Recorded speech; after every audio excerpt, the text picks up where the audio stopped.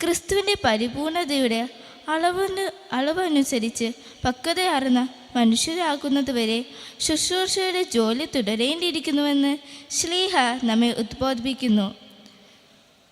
വിശുദ്ധ മത്തായി എഴുതിയ ഇന്നത്തെ സുവിശേഷ ഭാഗത്ത് എല്ലാ സൃഷ്ടികളോടും സുവിശേഷീൻ.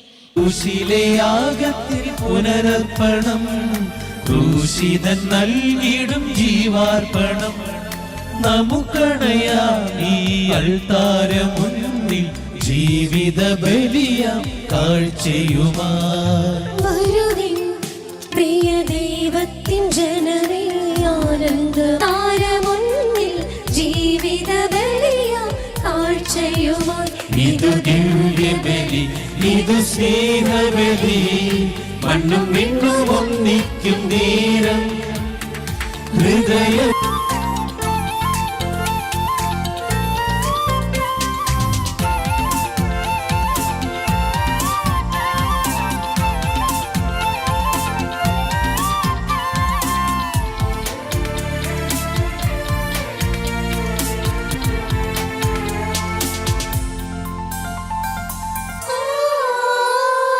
ആത്മാവിൻ ദരിദ്രരേ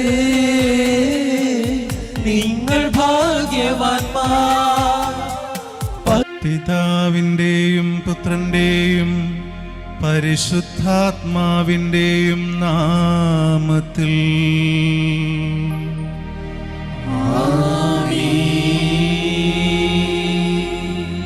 നമ്മുടെ കർത്താവായ യേശുക്രിസ്തുവിൻ്റെ കൃപയും പിതാവായ ദൈവത്തിൻ്റെ സ്നേഹവും പരിശുദ്ധാത്മാവിൻ്റെ സംസർഗവും നിങ്ങളോടു കൂടെ.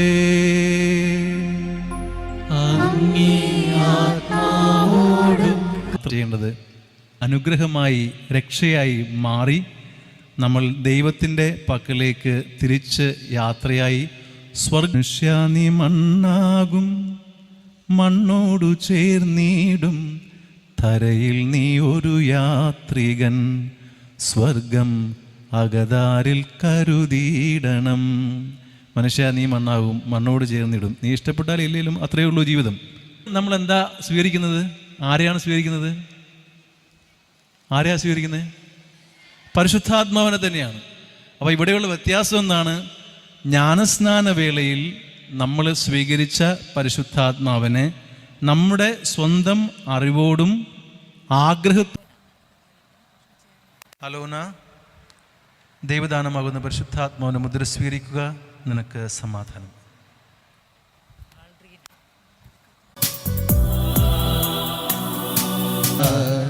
അൾത്താരമുന്നിലായേകിടുന്നു നന്മകളെല്ലാം ഞാൻ തിരുമുൻപിലേകുന്നു കാണിക്കയാൽ. ദാനമായി നീയേകും നന്മകളെല്ലാം ഞാൻ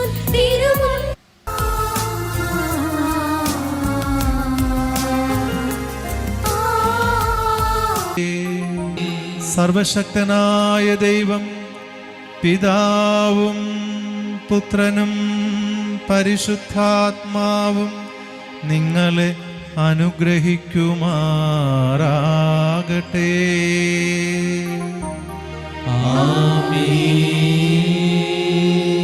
സ്നേഹത്തിലും സന്തോഷത്തിലും പോകുവിൻ. ദിവ്യപൂജ സമാപിച്ചു. ദൈവത്തിനു നന്ദി.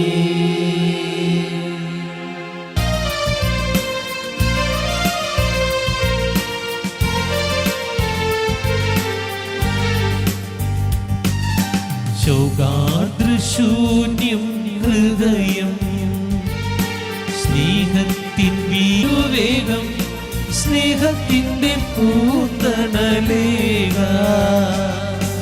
ഈശോയിൽ